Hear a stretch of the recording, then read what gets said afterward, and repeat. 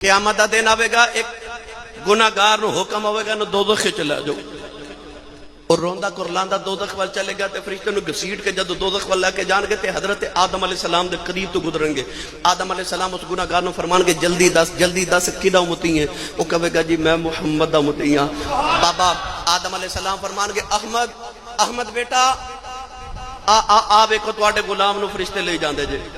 میرے آقا فرشتہ فرمان کے فرشتے ٹھہرو، میرے غلام نو کیوں دوزخ چ لے کے جا رہے ہو؟ تے فرشتے آکھن گے جی اسی رک نہیں سکدے، وَيَفْعَلُونَ مَا يُؤْمَرُونَ، اسی رب دے حکم دے پابند نا۔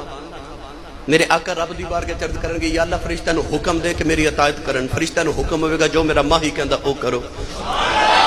سرکار فرمان گے نو کدھر لے کے جا رہے ہو؟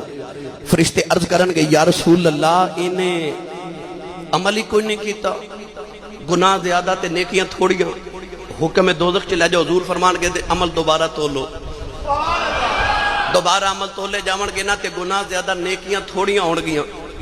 اچانک نبی کریم اس طرح کر کے نا تے ایک کاغذ دا ٹکڑا نکال کے تے او دے نامہ اعمال وچ نیکیاں والے پلڑے چ رکھن گے۔ اچانک نیکیاں والا پلڑا بھاری ہو جائے گا، گناہاں والا ہلکا ہو جائے گا، حکم ہوئے گا جنت چلے جاؤ۔ وہ جنت وال جدو ٹورے گا نا تے ہاتھ جوڑ کے تے نبی کریم دی بارگاہ چرد کرے گا، سونیا اے سونی شکل والیا، اب معاشر دے بازار تے ماں پتر دی نہیں باندھی، باپ اولاد دی نہیں باندھیا، یار یاراں نو چھڈ کے ٹر گئے، تے کرم اینا کیتا ہی سونیا کون ہے؟ حضور فرمان کے تو مینوں پہچانیا نہیں، میں تیرا نبی محمد ہاں۔ عرض کرے گا کملی والیا پھر آ کیڑی نیکی رکھی جے جڑی میری یاد ہی کوئی نہیں کہ میں کیتی ہے، تے آ کیڑی نیکی رکھ کے تے میرا پلڑا بھاری کیتا جے؟ مسکرا کے فرمایا کہ رات درود پڑھدا سو گیا سا، تینوں بھول گیا سا کٹھیاں کر کے رکھیا ہویا سی۔